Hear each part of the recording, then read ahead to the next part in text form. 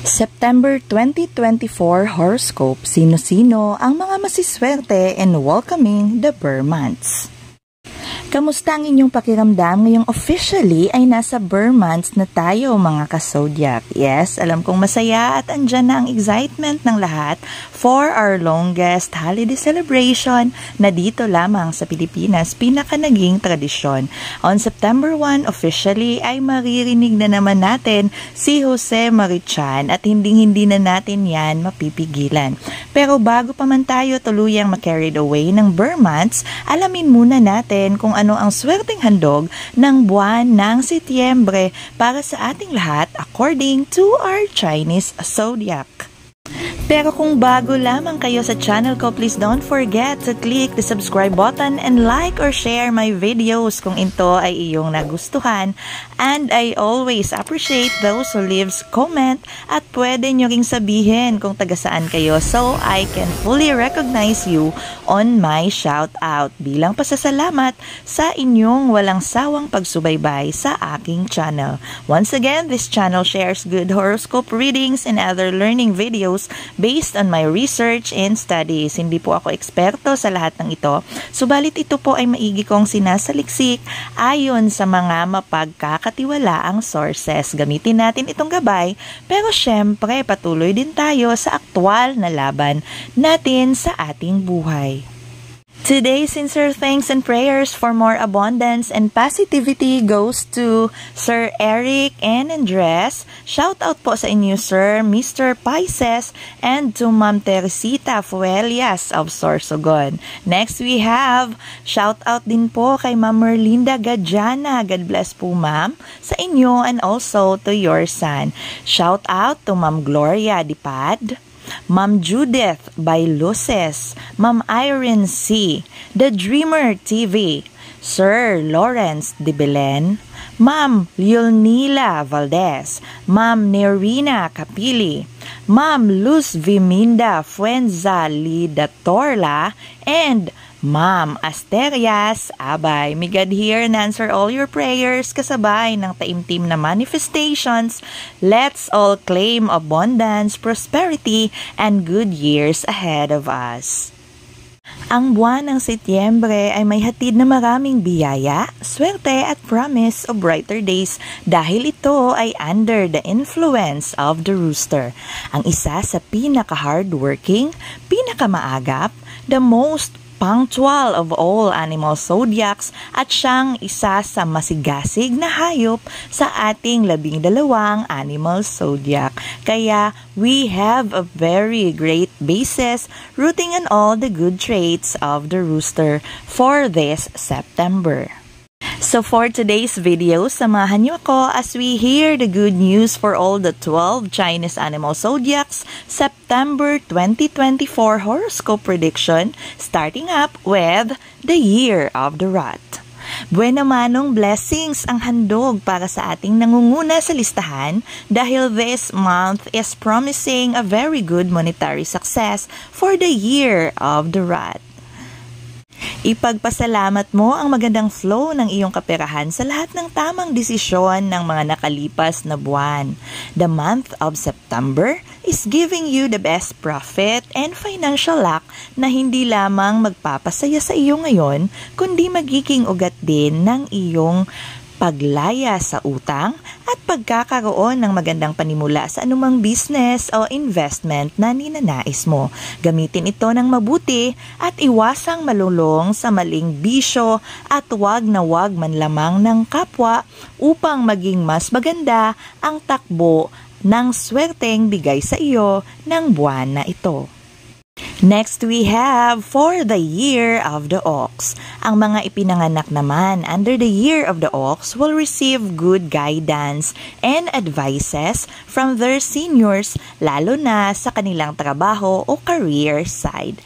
These advices will give you more wisdom na magagamit mo in making good moves and decisions na malaki ang maitutulong sa iyo in the long run. Maganda din ang pasok ng pera para sa mga Ox this month. At marami sa inyo ang makakabili ng isa sa mamahaling bagay na nasa wish list nyo this year.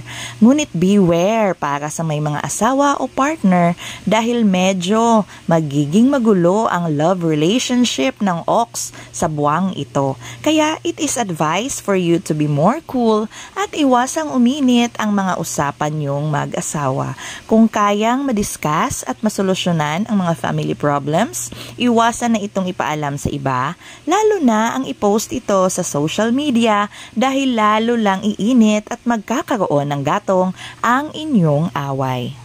Para sa Year of the Tiger, may malaking babala para sa mga ipinanganak under this Tiger Zodiac sa buwang ito. Money matters is not good this month, kaya't sana ay may naitabi pa kayo from the past grind nyo. Kung okay pa ang laman ng bulsa, ugaliing mag-budget as we welcome September at iwasan muna ang mga impulsive shopping upang maiwasang mamroblema sa huli. Pero you have a good career and professional stars, kaya't continue lang sa araw-araw na kayod dahil madali lang ang September. Bukas makalawa ay biglang sahod days na and before you knew it ay October o November na. Number 4, the Year of the Rabbit. Magiging bongga ang Setyembre ng ating mga rabbit people kasama ng kanilang mga mahal sa buhay. Work and finance-wise, September promise a very good fortune for the rabbits. May mga vacation and bonding opportunities din sa inyong chart at isa kayo sa pinakamaswerte this month. Next, para naman sa mga ipinanganak under the Year of the Dragon. Umiwas sa mga taong minsan ay naging bahagi ng inyong buhay binata o dalaga dahil September will bring them back closer to you. Okay lang sa mga nananatiling single dahil this will mean na pwedeng madugtungan ang inyong naudlot na love story. Pero warning po ito para sa may mga partner o asawa dahil ang buwang ito ay maaaring siyang wawasak sa buhay pamilya mo. Also, may mga bago kayong makikilala this month at ganun pa din po ang babala para sa inyo. Umiwas sa tukso dahil mapaglaro ang buwang ito para sa mga ipinanganak under the Year of the Dragon. Number 6, para sa Year of the Snake. September will bring a well-balanced energy para sa mga ipinanganak under the Year of the Snake. Magandang month din ito to start a business or any investment dahil this month promises to give you the best financial returns. Okay din pati ang inyong buhay mag-asawa at pag-ibig. So stay calm, Snake, and enjoy the first burn month of 2024. Next, for the Year of the Horse. The month of September will not be easy for horses according to the Chinese horoscope prediction. Kaya kailangan nyong maging alerto sa lahat ng desisyong inyong gagawin sa buwang ito upang maiwasan ang labis na pagkabaon sa problema. Huwag munang mangutang habang hindi maganda ang takbo ng business at huwag ring ibaon ang inyong sarili sa labis na stress. Work matters man ito o family-related problems. Ipagpatuloy lang ang liksi at bilis nyo sa karera dahil wala rin namang permanente sa mundo. Stay grounded, stay good, dahil ang inyong taos na kabutihan ang laging magsasalba sa inyo sa anumang sitwasyong inyong pinagdadaanan. Number 8, para sa Year of the Sheep o Year of the Goat.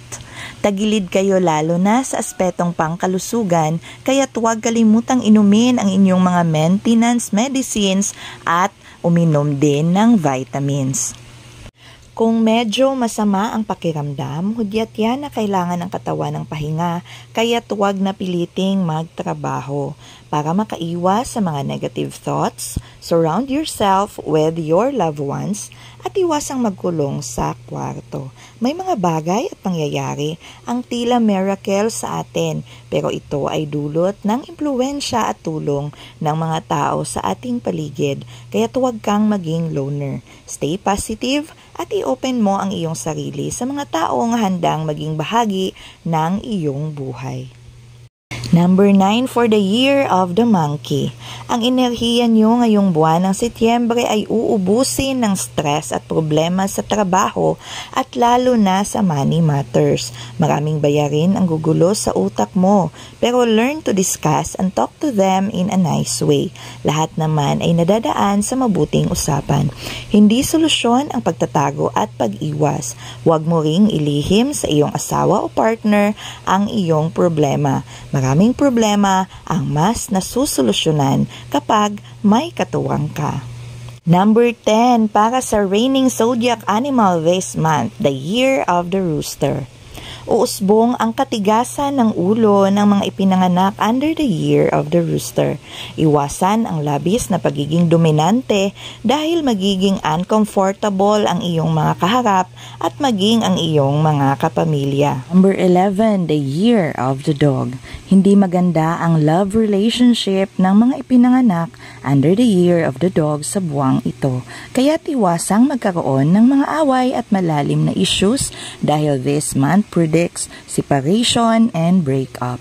Para sa may mga asawa, spend good time with your kids dahil ang magandang enerhiya ng mga bata ay makakatulong upang mapagaan ang iyong sitwasyon. Start your day with a good prayer, lalo na bukas as we welcome September 1 upang maging guided at blessed ka as September goes along. Walang imposible sa power ng taimtim na pagdarasal at guidance ng dakilang may kapal.